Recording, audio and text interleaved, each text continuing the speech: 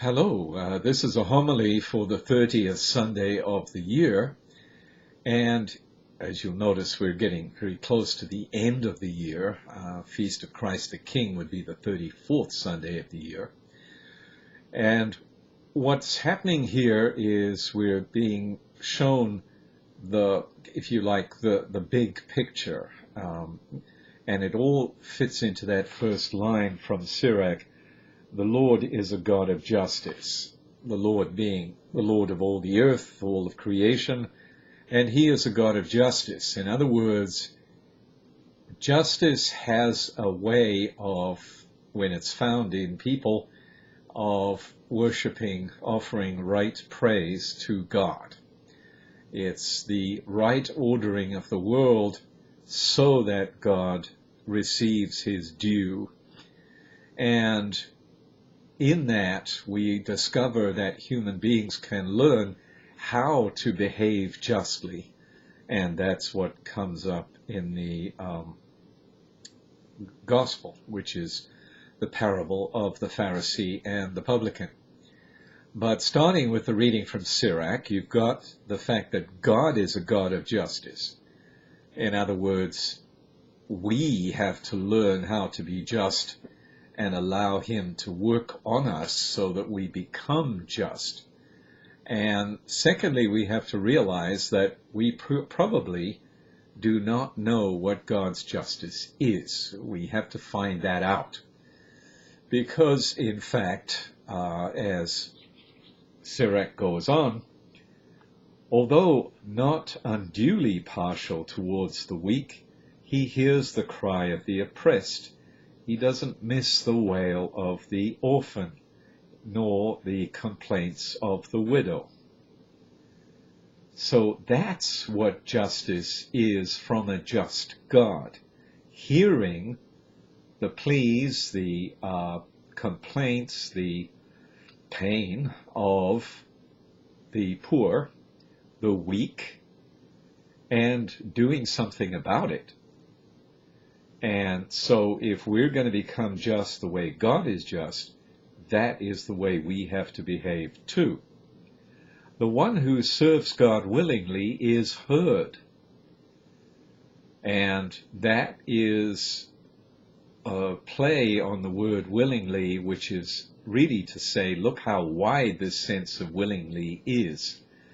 Because as we go into the gospel, we have the Pharisee saying, "Oh God, I thank you that I'm not like the rest of humanity.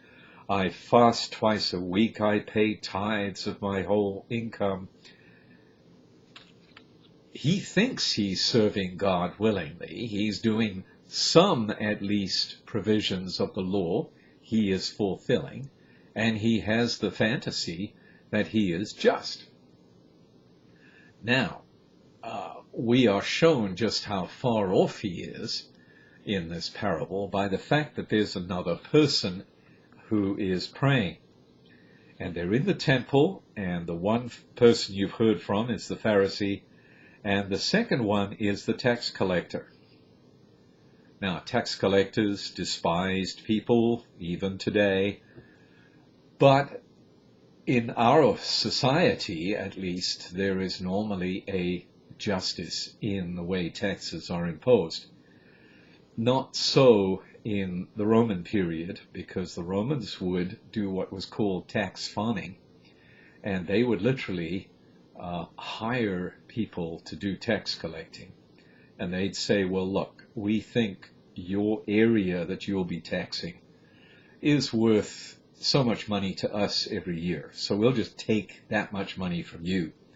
You make whatever money you can from your area.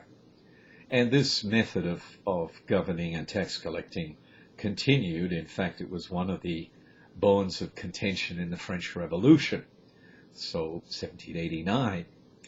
But anyhow, this is not a popular figure, and he has this extraordinarily humble approach. He stood off at a distance. He's not going to stand up in front of everybody in the temple and say what he has to say. He doesn't even raise his eyes to heaven, but beats his breast and prays, "O God, be merciful to me, a sinner." Nothing about, I'm doing all these other things which are very easy to do. He's saying, look, Lord, I am a sinner, and this is not an easy thing to do in itself, but also how do I get freed from sin, because that, I'm finding, is not an easy thing to do myself.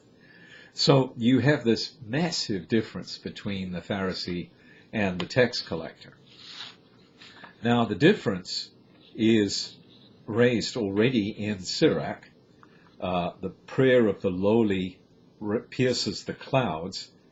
It does not rest till it reaches its goal.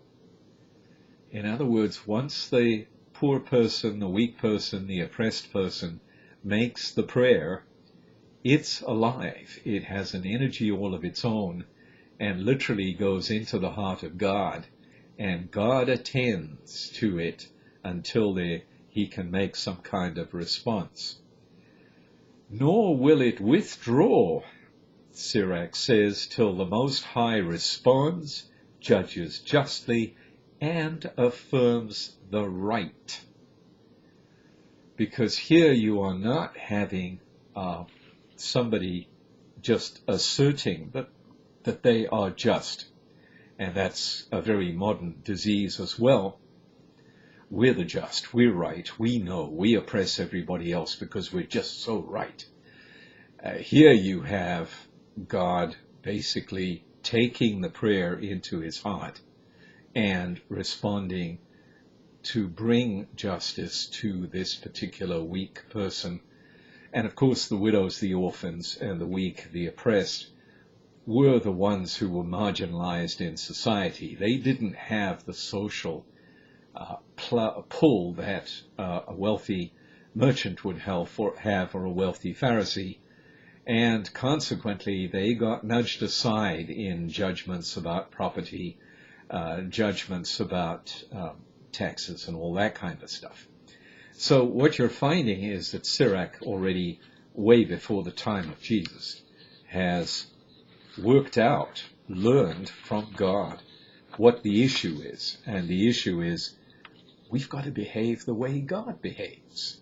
He handles people justly all the time. We have to learn the justice of our situation. The Pharisee obviously hasn't got a clue and is just being a proud, arrogant, you-know-what. The tax collector is really conscious of who he is and how he stands before God. And he's simply saying the most honest thing that can be said. Be merciful to me, a sinner. This is an astonishing admission. It shows a spiritual development that is extraordinary. The other readings are just simply supportive of this central truth that we have to discover. How we stand before God, really, and then how do we operate to make the world more just. Thank you.